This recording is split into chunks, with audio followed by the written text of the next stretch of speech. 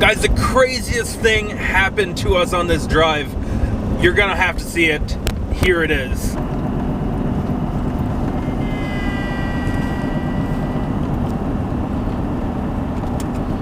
So here's the story. Here's what happened. We're driving along, going up this hill. We're towing like 20,000 pounds. It's a couple cars on a 10,000 pound trailer. And we're just going along, cruising, you know, a bit slower. The speed limit's 90. We were doing like 80, 85. This truck's pretty good. It's got a lot of power, but not quite enough for the guy behind us. So this guy's in a red Cascadia. He's pulling a B train. That's 2 trailers. That's a full tractor trailer, 53 feet, hooked onto another 53-foot tractor trailer. And holy shit. And anyways, I don't know what kind of a hurry he was in, but we had like a 2 or 3 or 4, or it was a long ass passing lane going all the way, and he waited. He had to wait until it was over to pass us. So the passing lane was over and he decides to pass. Now this was, keep in mind, at the top of a hill and around a turn.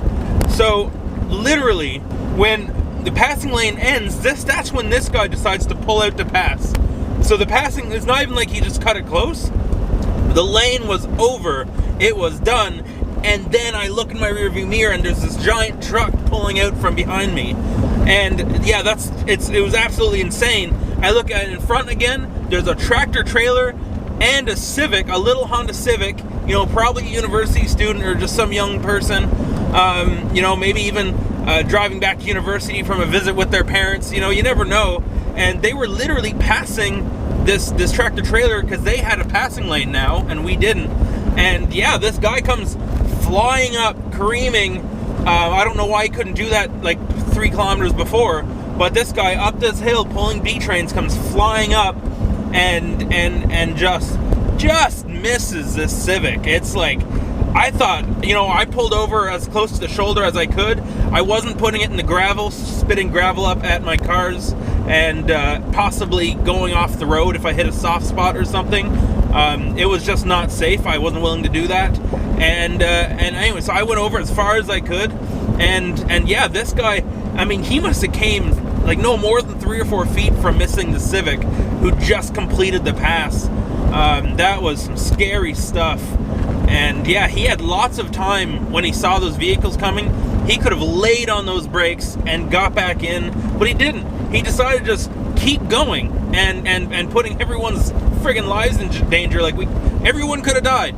There could have been like a 4-vehicle pileup and everyone could have died. And especially with a B train, there's no stopping that easily. So yeah, so the adrenaline's pumping. I'm like saving the dash cam footage and trying to take, you know, more pictures and stuff. And then another passing lane comes up like 3 or 4 kilometers, literally, yeah, 3 or 4 kilometers later, he would have been able to pass again, like stupid. And so like literally like 2 or 3 minutes later, I like put this truck to the floor. I like mat it, 30-something pounds of boost, and I catch back up.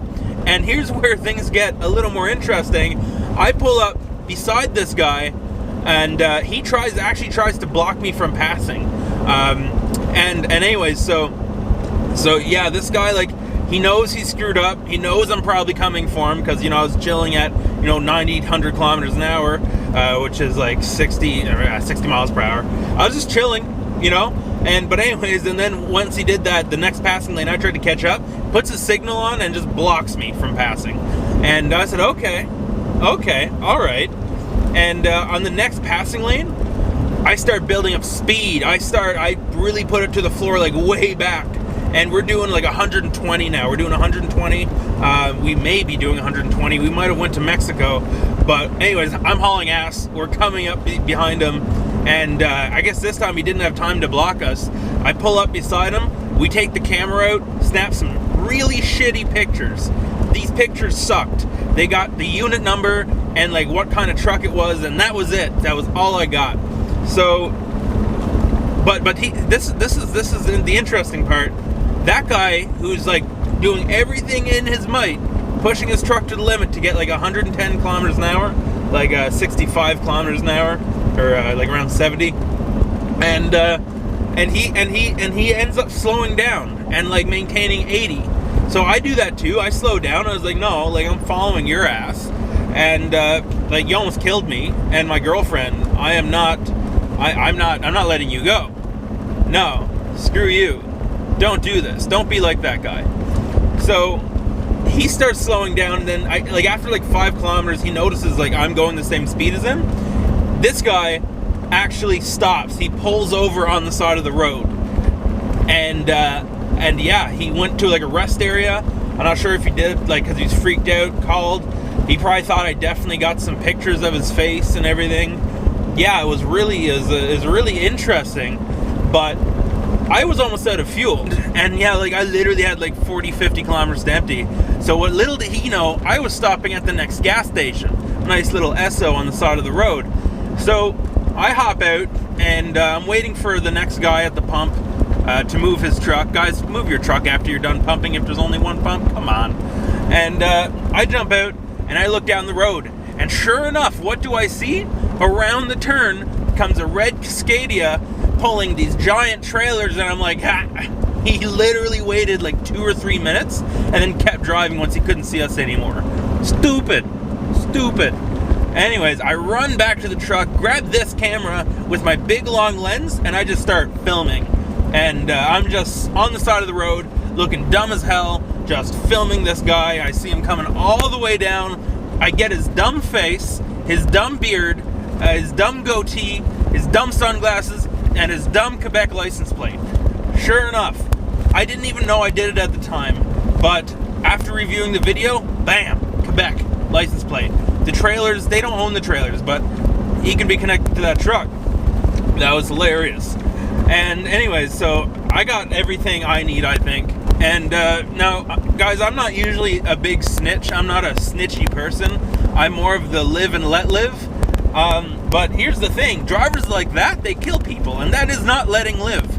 So yeah, I went full Karen on this guy, and I called the cops. Live and let live. Like, if you're literally almost killing people, that ain't it. That's not cool. I do not condone.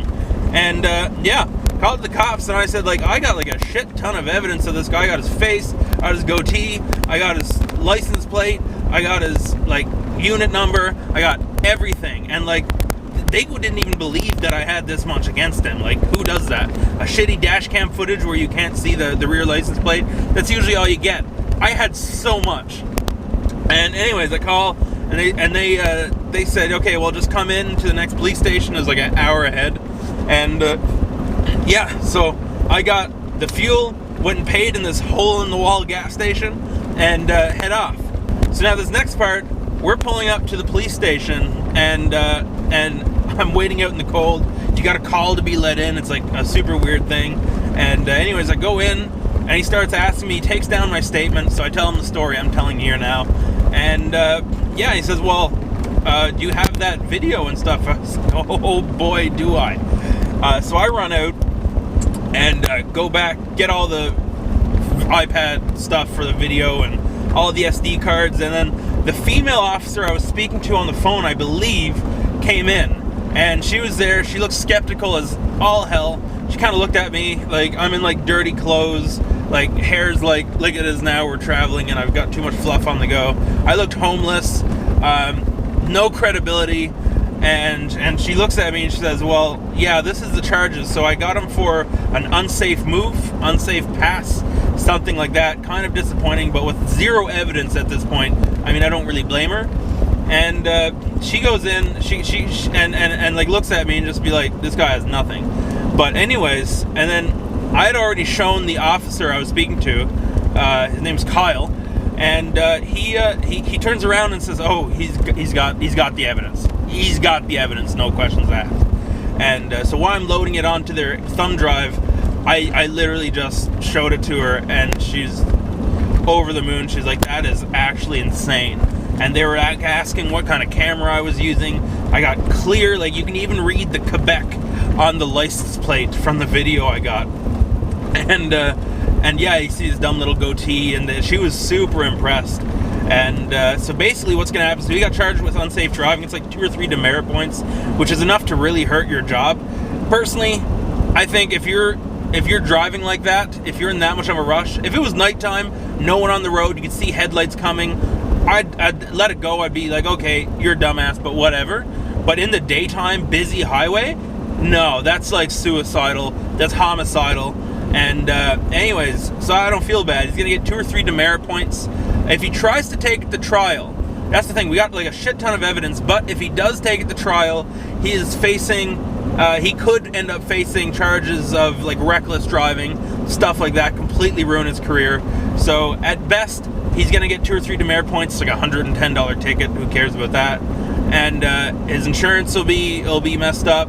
And at worst for him, he will he'll completely lose his job and maybe even his license or something. Which, you know, it's not what I want. I want for him to not do it again, but part of me wants it to be all over the news and to have an example made of drivers like that. So that was it. I transfer over the video and everything goes well. It's a bit of a pain in the ass dealing with the technology, but they were patient and they got it. Those charges are going to stick 100%. Sorry I didn't film anything in the police station. I'm pretty sure that is a felony, so I forgoed that part. But I hope this story is interesting enough for you guys. It was definitely a pretty wild thing, and then to actually be able to use the dash cam to make this stick, it's pretty crazy. So yeah, the dash cam was actually sent to me by AutoVox. I highly recommend it. It looks great at night, looks great in the daytime. I got to do a review on it. I have one to give away as well. Yeah, AutoVox, thank you for the dash cam. This worked out great. Yeah, it's a great dash cam. Got all the detail we needed. Got his license plate on the trailer, license plate on the truck. We got his unit numbers, US DOT numbers. We got all the good stuff, and it made for an interesting story. So guys, if you drive like this, get off the road, quit your job, you go work at McDonald's. I did the thing. It's like if you go 10 kilometers an hour faster over a 3-day drive, you're gonna save 3 hours. And I don't think it's worth it personally. So guys, hope you enjoyed that. Hope it was a good story time. And be safe driving on the road. Don't pass when you shouldn't pass. Don't go faster than you should be going. And just take it easy. All right. See you in the next video. You guys have a good day.